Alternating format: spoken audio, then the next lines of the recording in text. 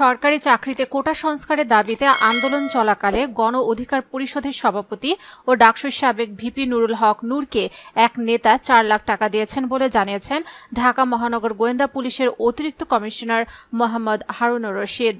শনিবার দুপুরে মিন্টো রোডে ডিবি কার্যালয়ে সংবাদ সম্মেলনে কথা বলেন তিনি। হারুনুর রশিদ বলেন, নূরকে আমরা রিমান্ডে নিয়েছিলাম, তার কাছ থেকে অনেক তথ্য পেয়েছি, সেগুলো যাচাই বাছাই করা হচ্ছে। নূর একটা কথা স্বীকার করেছেন যে আন্দোলন চলাকালে এক নেতা তাকে ৪ লাখ টাকা দিয়েছেন। আমরা সেই নেতাকেও নিয়ে এসেছি। তিনি ৪ লাখ টাকা নূরকে দিয়েছেন বলে স্বীকার করেছেন। সেই নেতা কি জন্য নূরকে টাকা দিয়েছেন সেসব বিষয়ে জিজ্ঞাসাবাদ করা হচ্ছে। তবে কোন নেতা ডাকসুর সাবেক ভিপি নূরকে টাকা দিয়েছেন সে বিষয়ে কিছু জানাননি হারুন। ডিবি প্রধান বলেন, বৈষম্য বিরোধী ছাত্র আন্দোলনের সমন্বয়কদের সঙ্গে ডিজিটাল যোগাযোগের তথ্য পাওয়া গেছে। এছাড়া বাংলাদেশ জাতীয় পার্টির সভাপতি ও সাবেক সংসদ সদস্য ব্যারিস্টার আন্দালিব রহমান পার্থ ৫ দিনের রিমান্ডে রয়েছেন। তার কাছ থেকে কিছু বিষয় জানার চেষ্টা করছি।